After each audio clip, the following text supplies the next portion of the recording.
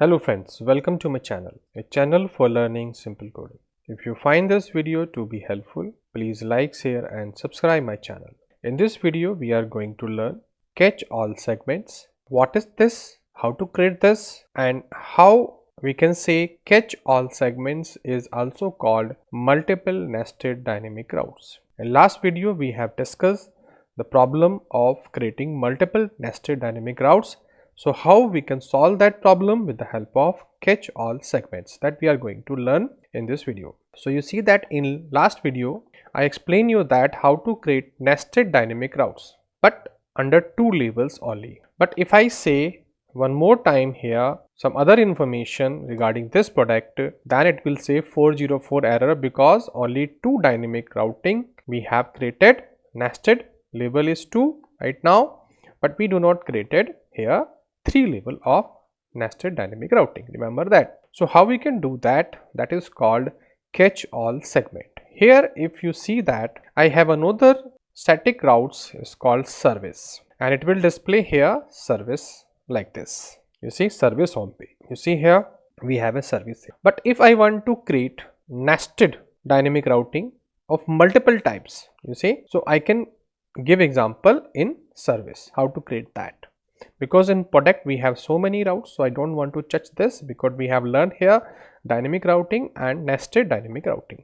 But here we are going to learn catch all segments or called multiple nested dynamic routing, how to create that. So under the service I create a folder again with the help of square bracket, but this time I will give here 3 dots 1 2 3, and here I say service type, so I can say S type.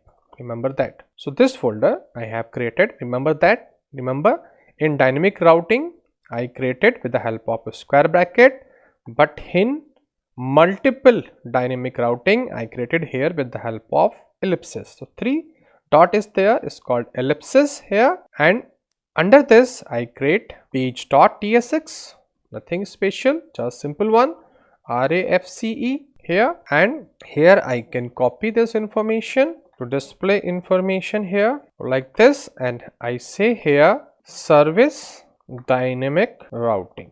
Remember that. And if you go now, you will see that under the service if I type anything, suppose I say S1, and it will display the same page which I have created here, service dynamic routing. Remember that. Here I can make this bold also. So here I specify class name under that because I'm using Tailwind, so I say font bold, so it will bold also like this. Under the service S1, suppose I say S2 like this, I can give also same we will have. Remember, if I say here S4, S3, then S4, then S5, you see that same page will open. Remember, means any number of nested dynamic routing I can create here if I am using this 3 ellipses just in front of route name under this square bracket. Remember that. And if I want to read the information about this, so same thing is there.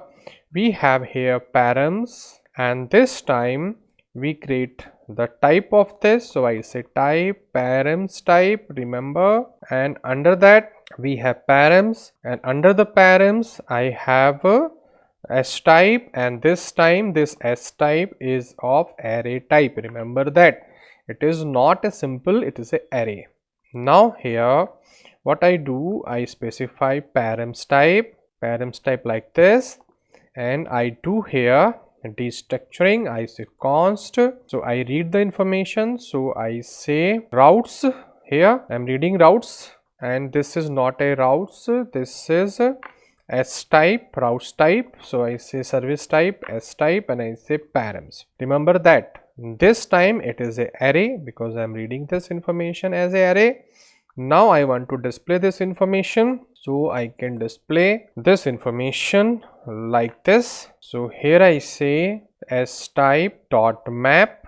Remember, and under this map I have the information. I say route 1 of this, and here I say return the routes. Save this like that, and I just You see, refreshing it and the information is coming, and I can display this information in listing format.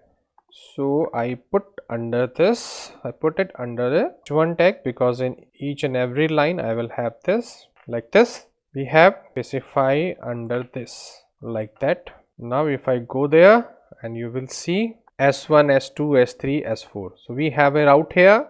I can also explain in another way, in detailed way. I can say that here I can pass the indexing like this, and here I pass here dynamic route. Here I say index, and here I make a colon like this, and dynamic routes with the index information. If I see here, you will see dynamic route at 0 label is S1, at 1 label is S2, and 2, 3 like this. So if I, you see, if I do like this, only S1 is there, then it will display S1. If I say under this S2, then it will display S2. Anything I can give, not only S1, S2. Suppose I say service 1 type, service 1 type like this. Under this I say service 2 type like this, you see. So any number of dynamic routes I can put here. That means multiple nested dynamic routes I can create with the help of these ellipses. Okay, that is called catch all segments. Now problem is here, suppose I run like this. Here we have a service page, remember. But if I remove this service page, means this page I am not using, suppose. So I say renaming of this, and right now suppose I say like this one, I'm changing a name. So if I run it here, it's generating an error, remember, because this page is not found.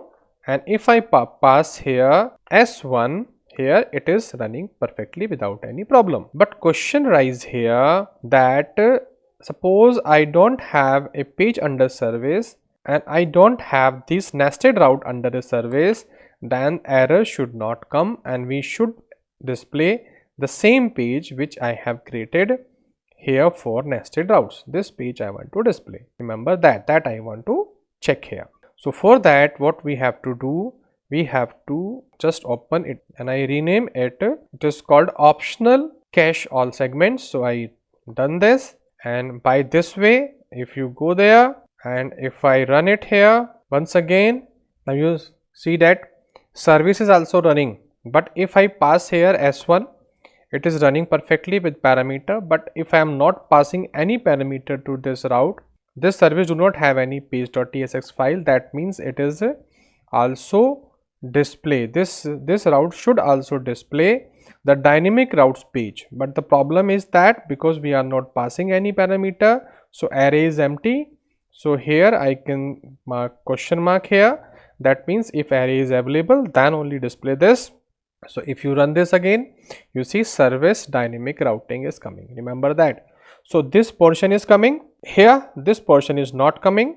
But if I say here like this S1, S2, that means it will display using array all the routes under this.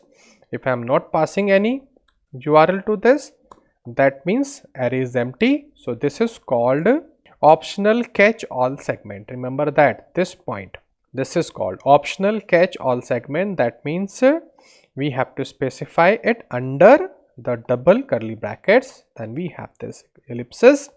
3 ellipses means multiple nested dynamic routing, and this is means with optional parameter, means you can ignore if you do not have any particular dynamic routing, so you can leave it. It will display like this. Same page, remember that the same page which we have put here under this page will display in for service also. Otherwise we have a separate page for service. If you have separate page like I had earlier, but I have changed the name, so this time service page do not have any routing. That means it will display the routing from the dynamic routes folder. This page will display for service also.